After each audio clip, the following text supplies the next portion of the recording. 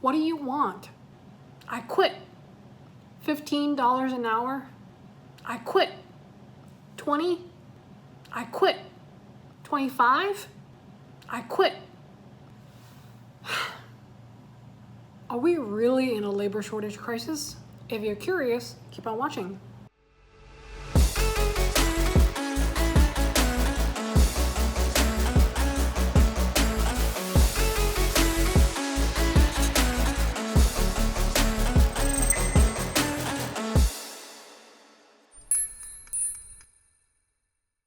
Hi everyone, it's Grace. Welcome back to my channel.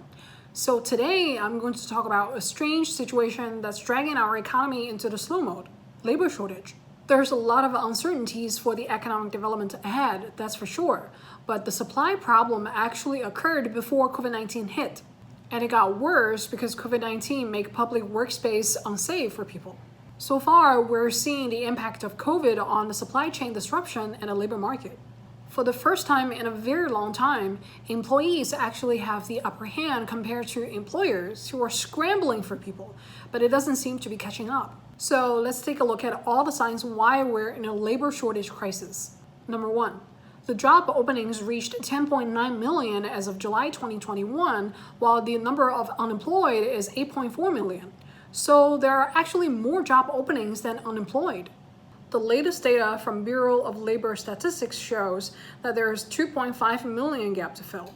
So we're clearly in a labor shortage situation. This is almost unheard of.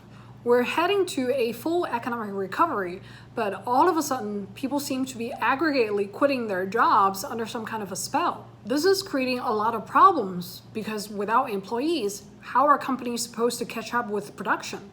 Number two, employers have to continuously come up with pay raise, perks, and bonuses to attract people back into the labor force. According to a survey by the U.S. Chamber of Commerce, in June 2021, 39% of people say that adding a bonus of $1,000 will get them to return to work. And 32% just want the flexibility of working from home.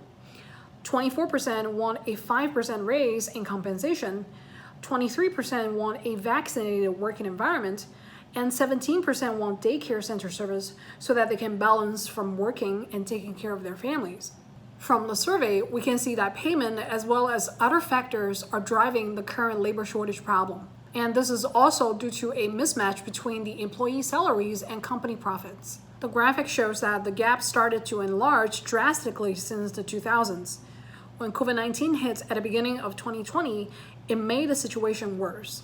With company profits grow more than 700%, while wages and salaries only grow by about 400%, the widening gap directly caused the labor shortage. More importantly, employees are now facing an unsafe working environment where they constantly have to get in touch with others and worry about getting sick.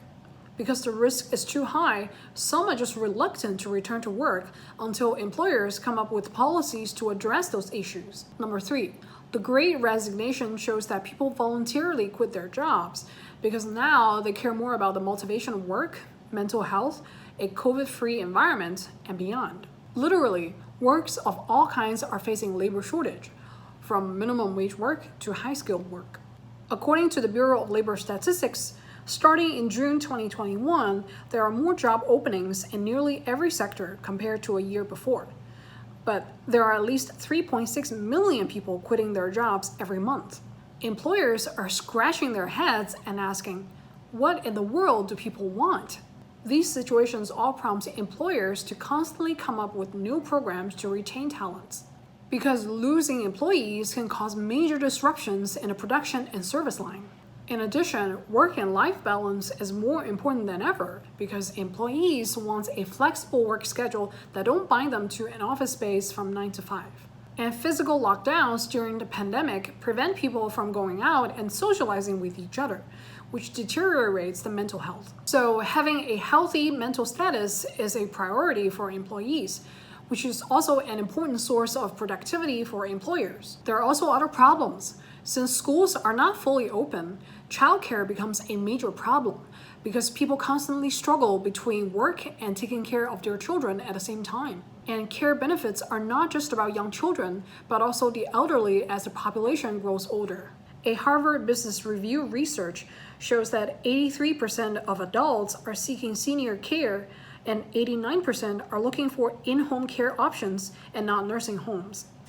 So, given all these other things that employees desire, it'll be quite some time before the employer-employee mentality fully synchronizes. And employers need to realize that it is not just about the money.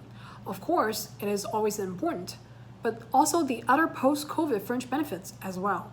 Number 4, pay raise is not keeping up with the inflation rate, which prevents people from fully returning to the labor force. According to the latest inflation rate, the average wage and salary raise needs to be over 5.3% to help hire and retain employees. But 5.3% is just the average number. It doesn't reflect the individual items. Let's take a look at the individual inflation rates. Meats and eggs rise to 8% in August. I'm definitely feeling that they're getting more expensive, and I'm sure you feel it too. Fuel oil is at 33%, gasoline at 42%, electricity at 5%, and natural gas at 21%. Because of the shortages in chips, vehicles also face severe shortages. The inflation rate for new vehicles is at 7%, and used cars and trucks is at 31%. So when you take a look at the individual items, a pay raise of 5.3% is not enough. Employers basically have to match these rates and more to retain employees. Number 5, trade industry in construction sees the biggest labor shortage, which directly increases the cost of homes. One reason is that there's still a stigma that white-collar work is superior to blue-collar work. Plus, there are more physical dangers and risks in the trades industry. Besides, increasing material costs also increases labor costs. The last reason is that the population is aging and there are not enough young people to fill the gap. Plumbers, electricians, carpenters, and other trades workers are seeing skyrocketing costs, which adds the cost of a home. Number 6, labor shortage drives up price and slows down production. The lack of labor supply drives up the price of every product and service, not just homes. Prices of commodities, consumer products, energy, services, and other prices are going up. So on one hand, we're seeing labor shortage drives up the price. On the other hand, the higher inflation rate prompts people to ask for a higher pay raise, which basically creates a vicious circle.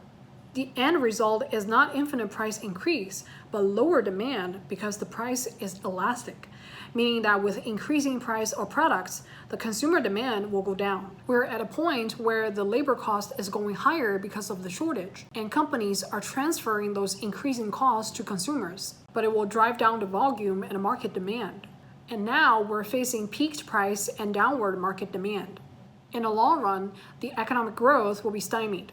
Number 7, with the current labor shortage in place, the existing employees who remain in the labor force have increasing burnout rate, which further decreases productivity. The current existing employees in nearly every industry are facing higher burnout rate and higher turnover rate, and companies are cutting operating hours and downsize just to keep the current capacity. But with not enough people in a labor force, existing employees are facing more burnout because of longer working hours, more overtime, and longer shifts. According to a survey by the Harvard Business Review, since the fall of 2020, 89% of people say that work and life balance is getting worse. 85% say that the general wellness deteriorates. 56% say that job is becoming more demanding, and 62% say that the workload is the primary reason for the burnout.